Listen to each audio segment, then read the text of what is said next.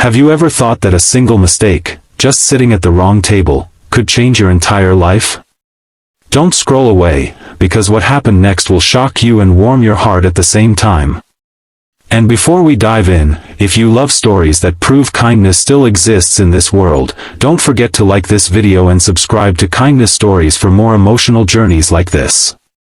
The restaurant was buzzing with noise, filled with the aroma of freshly baked bread, sizzling steaks, and the laughter of well-dressed customers.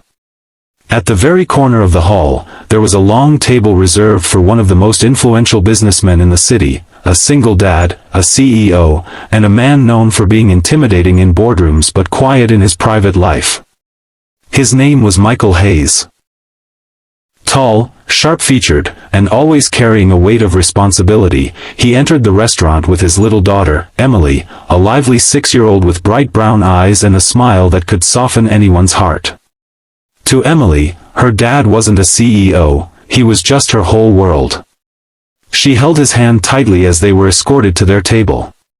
But somewhere else in the restaurant, in the corner near the entrance, a young girl named Lily stepped inside nervously. She wore a faded dress, the kind that showed it had been washed too many times. Her shoes were slightly torn, and her hands trembled as she clutched a small envelope with her resume inside. She had been searching for a job for weeks, rejected again and again, and someone told her this restaurant was a good place to ask. But as she stood there, her stomach growled louder than her courage. She hadn't eaten properly in 2 days, and the warm smell of food only made her weakness worse. The waiter, noticing her confusion, assumed she was with one of the guests and pointed her toward a reserved table. Lily, embarrassed to correct him, walked quietly and sat down, unaware that she had just taken a seat at the CEO's table. Michael's assistant frowned as soon as he saw her. "Sir, someone's sitting at your table," he whispered. Michael glanced over and saw Lily, thin, pale, clearly nervous. She wasn't dressed like the wealthy families around, and she looked like she was about to faint from hunger. His first instinct as a businessman was to ask her to leave. But then Emily tugged on his sleeve and whispered, "Daddy, she looks sad. Can't she stay?" Michael walked up to Lily. She stood immediately, apologizing with trembling lips. "I'm so sorry, sir. I didn't mean to, this was a mistake. I'll leave right now." Her voice cracked. But before she could step away, Michael looked at her closely. He saw something in her eyes, pain, desperation, but also dignity. And then he said the one word that changed everything, "Stay." Lily froze. She thought she had misheard. Michael repeated, his tone firm but kind, "Sit down. Stay." Emily clapped her little hands happily and said, "Yes, stay with us. You can sit next to me." Before Lily could protest, Emily pulled her hand, and she was seated again, this time truly welcomed. The meal began. The waiter brought expensive dishes, roast chicken, pasta, and soft bread. Lily stared at the food, her stomach twisting, but her hands hesitated. Michael noticed. "Go ahead," he said gently. "Eat." Tears welled in her eyes as she picked up the fork. She hadn't tasted warm food in days, and with each bite, the tears kept slipping silently down her cheeks. Emily, too young to understand poverty but old enough to feel kindness, wiped one of Lily's tears and said, "Don't cry, you're with us now." Michael asked her questions, who she was, where her family was, why she was there. Lily explained softly. She had lost her parents in an accident years ago, worked part-time jobs to survive, but recently lost everything when her landlady kicked her out. She had been wandering with only her resume and dreams of finding a job, any job, to rebuild her life. Her voice broke when she admitted she hadn't eaten since yesterday morning. The entire restaurant seemed to fade as Michael listened in silence. For a man who dealt with million-dollar deals every day, this young girl's battle for survival hit him differently. Maybe because he knew pain too, losing his wife years ago, raising Emily alone, and carrying the burden of never showing weakness.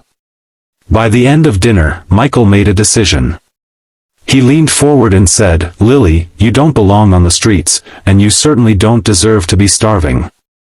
I can't let you leave like this. Tomorrow, you'll come to my company. There's a job waiting for you." Lily's fork froze in her hand. She looked at him, her eyes wide with disbelief. "But sir, why me? You don't even know me." Michael's reply was simple but powerful. "Because everyone deserves someone to believe in them, and tonight, I believe in you." Emily hugged Lily tightly and whispered, "See, I told you Daddy is nice." And for the first time in months, Lily smiled, a real smile, filled with hope. But Lily didn't know that saying yes to staying at that table would not only change her life but also transform Michael and Emily's world in ways none of them could imagine. And that's where the real story begins. When Lily arrived at Hayes Enterprises the next morning, her heart raced faster than ever. The skyscraper stood tall against the city skyline, glittering glass windows reflecting the morning sun. She felt so small standing at its entrance, a girl who had nothing, now stepping into the empire of one of the richest men in the country. She clutched her worn bag tightly, her resume still inside even though Michael had already promised her a place. Doubt whispered in her ear, maybe he'd forget, maybe it was just kindness at dinner. But as soon as she entered, the receptionist smiled warmly and said, "Welcome, Miss Lily.